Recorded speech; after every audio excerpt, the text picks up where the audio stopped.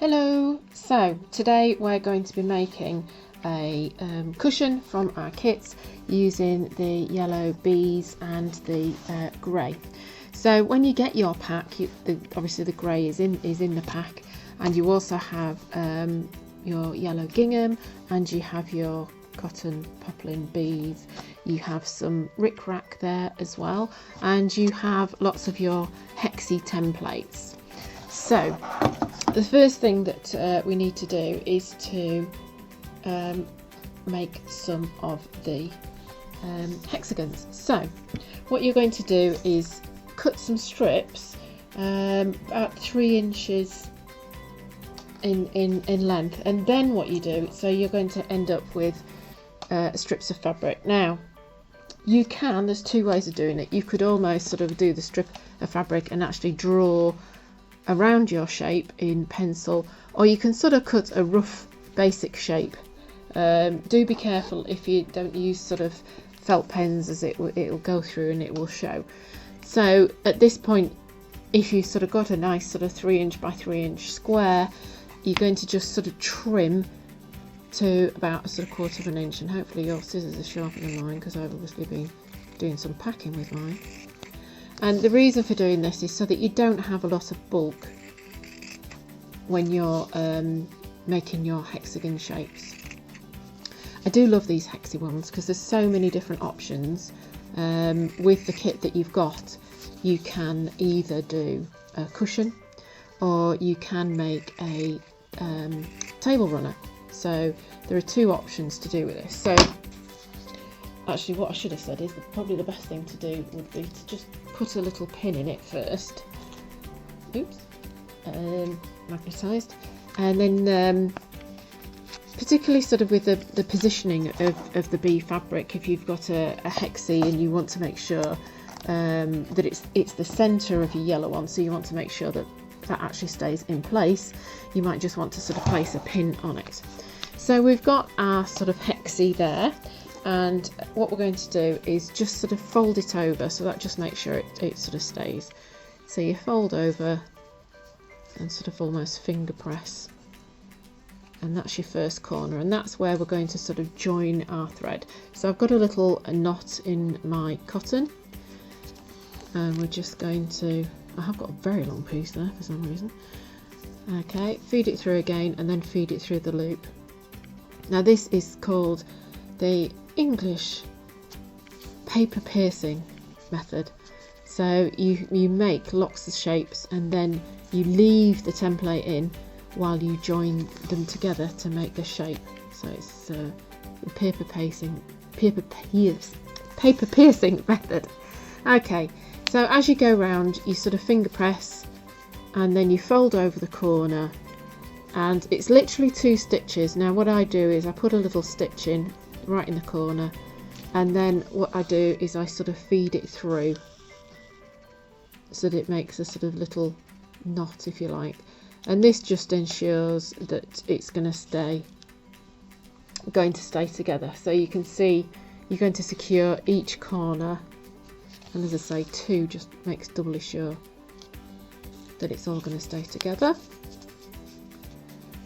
because it does have that nice sort of let's put that to one side, the nice rigidity when you've got the card in, and it's just making sure that as you join the pieces together, they're joined correctly, and then when you take the paper out, that's when they become less rigid, so that you don't do that until sort of you've joined the end. Right, I'll have to come back and do that, but I'll just finish this to show you, for the purposes of showing you. And actually what's quite nice is to maybe do a lot of these. Forgetting to do my loop throughs now. And it's something that you could take into the garden, it's something that you could take almost to, you know, on the train, or if you've got somewhere to sit and you know you're going to be a while, whether it's the kids' swimming lessons, something like that. It's something that you can just take, it's small enough, and you've got your little project bag there, and you can just take it with you. And actually I find making these little hexes sort of really relaxing. So there's sort of one of your hexagons. Now you're going to make lots of these because, as I say, you're going to join them together, so you're going to have 6 around the outside and 1 central one. I have taken the things out of this because I'm moving on to the next stage. So what I'll do is I'll do a couple more and then we'll look at how we're going to join the hexagons together. Okay, so we've got 6 yellow gingham ones and 1 bee one to sort of go in the centre. So the idea is going to be, to join all these together. So what we're going to do is make sure that we sort of join these how we like to, and making sure the pattern is going how you want it to go. So what you're going to be left with is sort of a hexagon in the middle. Those 3 go quite nicely together. So it's making sure, as I say, so this is where we're going to do our first join. So get your needle, make sure you've got a knot in the end of it, and we're going to use like a whipping stitch that just sort of joins the 2 together. Now don't worry too much if you do catch the paper in here, because it does sort of pull out, but it does have to be sort of fairly close to the edge, so take your time with this. If you're a club and you're watching this, you might need to help each other to do this. The good thing is sort of making your hexagons, and then this part is a little bit trickier, but you do get used to it, and it's just making those sort of stitches round and round again. It's called a whipping stitch, and you're joining this seam. And so you don't want to go too far into the paper, because A, you've got the paper and you don't want to be pulling at your shape, and B, your stitch will show more at the front as well, so you'd sort of see it a little bit more. So try and make your stitches relatively the sort of same size, and just to sort of join these. And don't worry, with a video tutorial, the brilliant thing is that you can just pause and go back and have another look. Hoping this is in focus for you.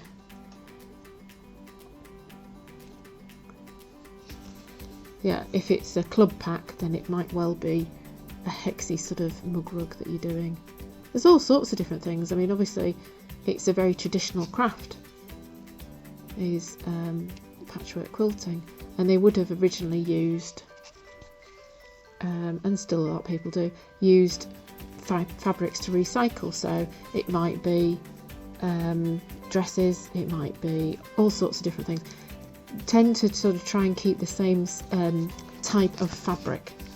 Okay, so that's one for you. So I would just make a little knot in there. I used to do this when I was a little girl. My grandma used to go to a class where she used to do it each week, and so we recently moved last year, and I found it again in the loft. So it's absolutely fabulous, because it just reminds me of all the dresses, etc., that you remember seeing your grandma in the early days, and then obviously when she got fed up with them, then she sort of cut them up, or they were a little bit worn out. But that's why it was originally started, so that it was making sure that you don't waste fabric, whether it be a quilt you make or whether it be a rug. Nothing went to waste. It was always recycled and repurposed. Okay, I've got my knot again in the end. So what I tend to do is sort of do about half of them, do about 3 of them, and excuse me, and then put your central one in and join the other 3. Try not to leave it until like don't do the whole hexagon and then try and put your one in the middle. It's easier to do as you go, but I like to get sort of a few on the go first and then fit it in. And if you've done a good job of making your hexy shapes, then they should all slot together. There should be no sort of missed joins, missed corners, if you know what I mean, that don't quite hit the corner. Oops. Okay, so when you start doing this, you can, I say, I'll do about 3, and then position your bee in, because what you could do once you've got your 3 on is you can sort of whip, you know, as you go, and you do it around there and around there in one sort of piece of cotton, and then once you get here, then that you can join the other one on, but then you will have to come back and just join it to that one as well. So that's how you're going to start making your hexy flowers. So we'll do that, and then we'll see where we're going to position them. I'm going to do 2 of the yellow gingham and 1 of the bee with the yellow gingham in the middle, so that's a bit like a daisy, that one. So we're going to do those, and then I'll show you where to position them if you're doing the cushion and the table runner, or the table runner. So I've just started adding my middle section, and I've joined it to sort of the one there as a continuation, and then when you get to here, if it's just a sort of little bit different, you can just draw it together. You've got a little bit of leeway there. So just take it a little bit more steady around these central parts.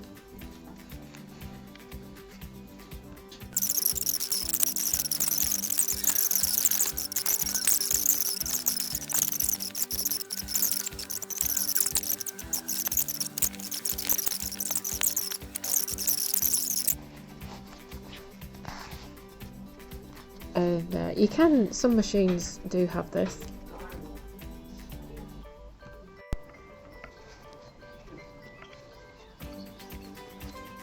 Blanket stitch is, so once you started with your one in there, you're going to come up, so it's, as I said, it's keeping the same distance, both distance wise that way and into your actual patchwork there.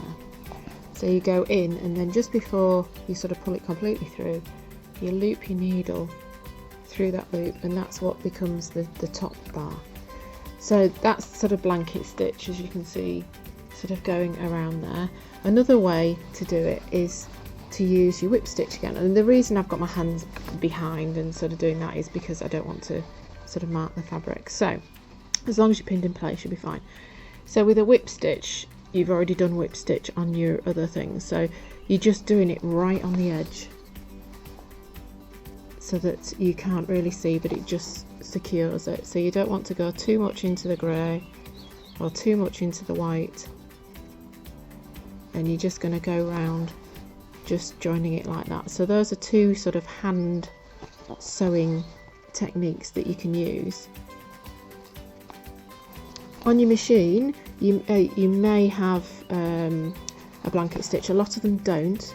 You could use a very sort of neat, just straight stitch around the edge. Have an experiment. I always think it's great to play with the different stitches on your machine, because you forget what they do, and they do so many different ones. Just try it out. Obviously you want something, I think, maybe that just tones in and doesn't sort of draw too much attention, because if you go over, if you've got a contrast between your light and your dark, then you're really going to see it, so it's going to have to be straight.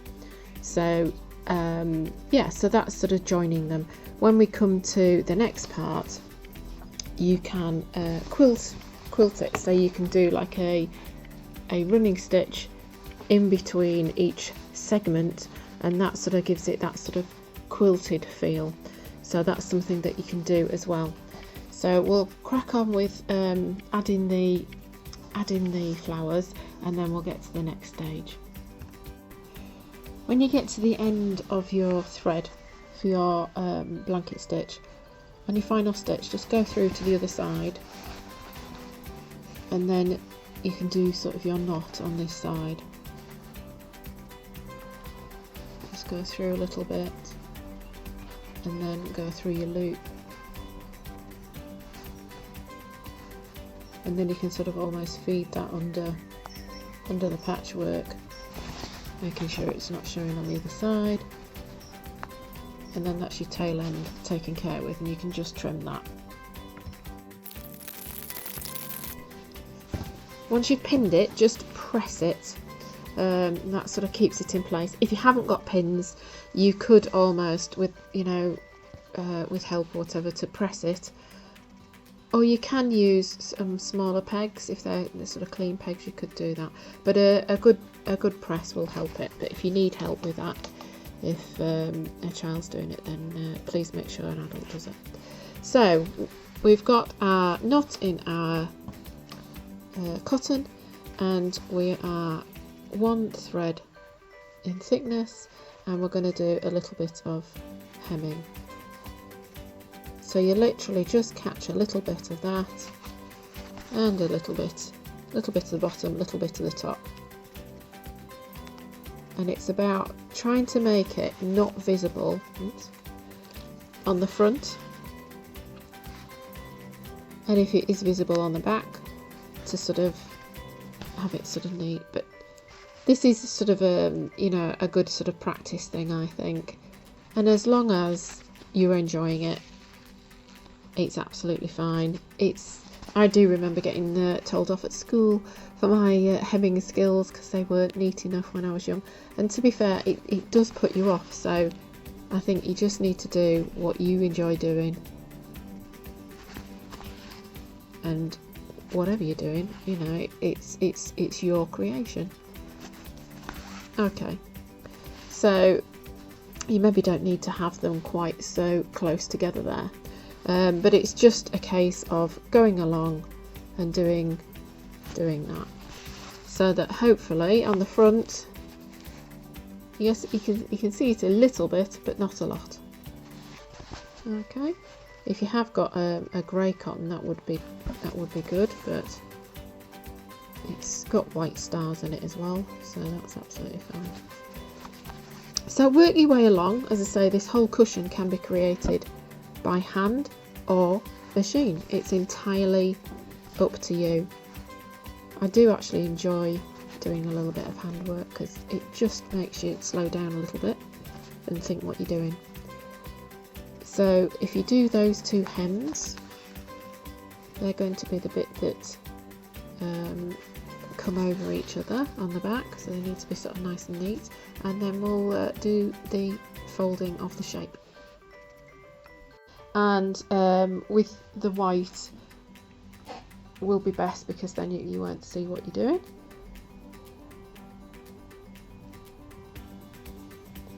And you're gonna, I'm just threading my needle, you're going to go sort of over and over in the lower bits of the zigzag.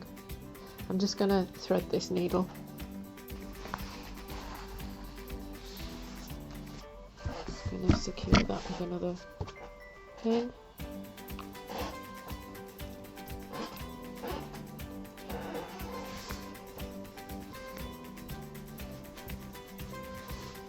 Okay.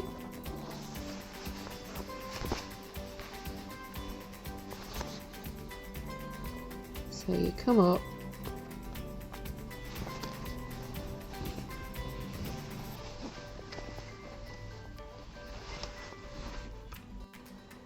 so pin it along. The bottom bit is the tricky bit. I'll be careful with that, make sure you don't get your fingers. And then you're coming up and over at these zigzags.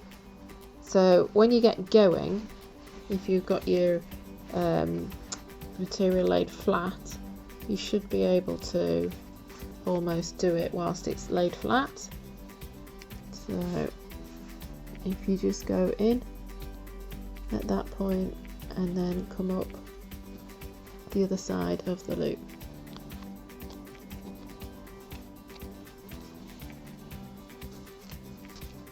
This will sort of secure it on. You may need to then go back and do it again, or you may need to go back and do some little whipping stitches, see how you feel. Also, it depends where the cushion's going. If it's a cushion that's not going to get an awful lot of wear, it's going to sit there and look lovely, then this will be absolutely fine. If it's a cushion that's sort of in a main living room and the kids are jumping up and down on it and the dogs are jumping up and down on it, you will have to sort of just secure it a little bit more.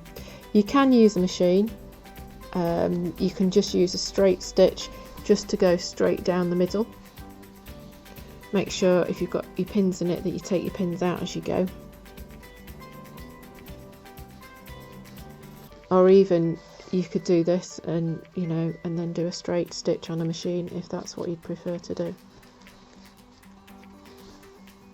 This is the joy of being creative with fabric, is that you decide, you sort of take, to be fair, I cook in much the same way. I sort of take the recipe as a bit of an idea, you know, and then it's how you interpret it. To be fair, you don't always have the right things in, do you, sometimes when you're doing these recipes? And so, yeah, it's, I mean, as much nice as it is to have everything in, you don't always. So, if you can see, we're sort of going across each sort of zigzag there. When you get to the top, you're going to take a little bit of time to do some whipping stitches to tuck that, the raw edge under. Okay, so take that last pin out.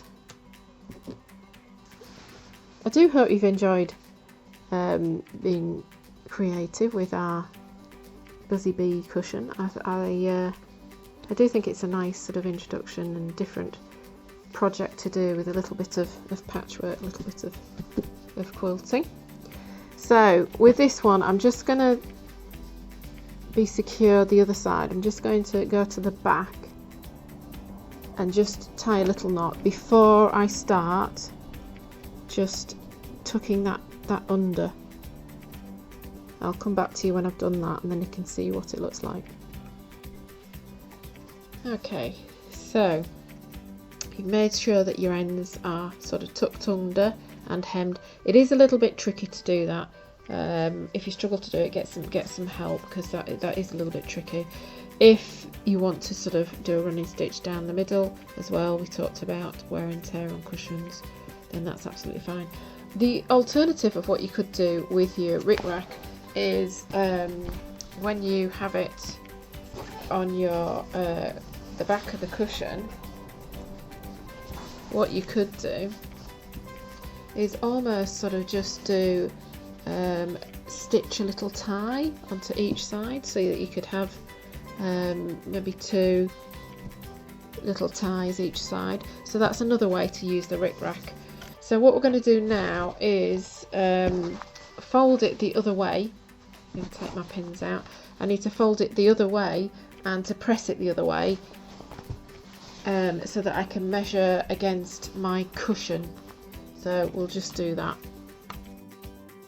Okay, so my cushion is an 18-inch. So it's a biggish cushion. Obviously the cushion doesn't come in the pack, so you're working with what size cushion you've got. So if you've got a slightly smaller one, then you need to work with that. And we sort of gauged what the measurement would be, but now is the time to actually sort of measure it on the cushion, because by the same token we don't want it baggy, we don't want it so tight that it looks strange. So when you place it on your cushion, you're going to want the base of the stems there in the middle, and you want to make sure that your flowers are also in there. Now when I do cushions, that's the bottom. I much prefer the top flap to be facing down. It's just something that I prefer. You can do it the other way if you wish, but that's how I like to do it. So you need to make sure that it's going to be snug. So I'm just going to put a pin in there, because although I've measured it, it depends on your cushion, and it actually depends on your cushion filling as well. It's always better to go too big and too small, because once you've gone too small you can't sort of alter it. Right, and then for the sides as well. So again, I would just sort of pin it just to give myself an idea. This won't give me a completely straight seam, so it's sort of an idea really of the room that the cushion is going to need. Don't get the cushion in your pins.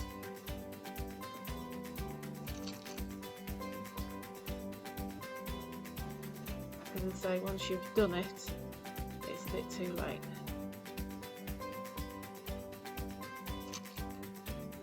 Okay. This is the side that was a little bit closer to the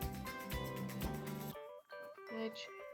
Actually, I'm just going to move that across a bit because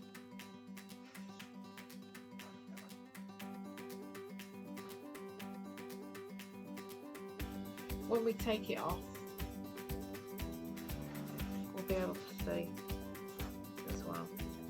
So I'll just do one this end and one this end, just to give ourselves an idea. It's less of a seam at this side. Just do that on single bits, and then you'll be able to sort of ease your cushion out. You can do it by measuring as well. That's very fine. Okay, right, let's take this out.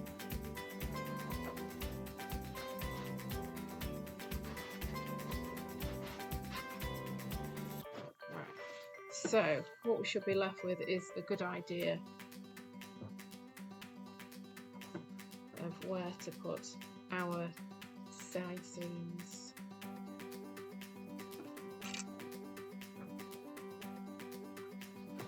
Right, so as I say, I quite like that flap coming down.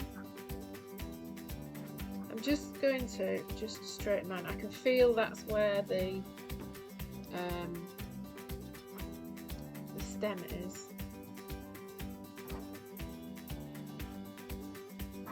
Just need to straighten it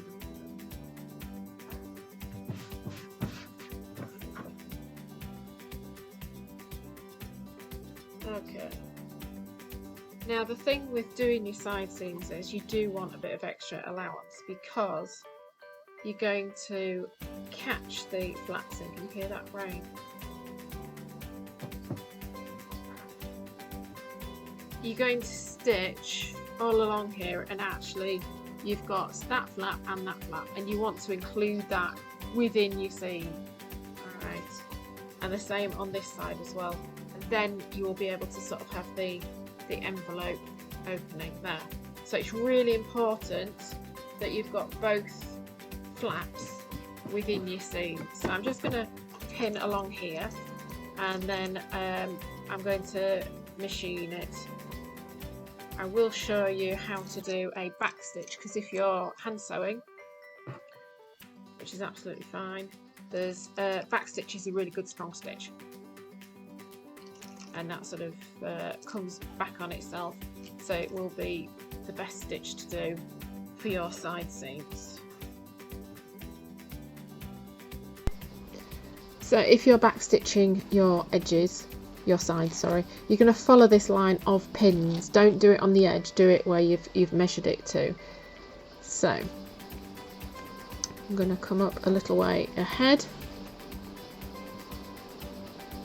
And to be fair, I think what I would do is do it double on the side seams. So you go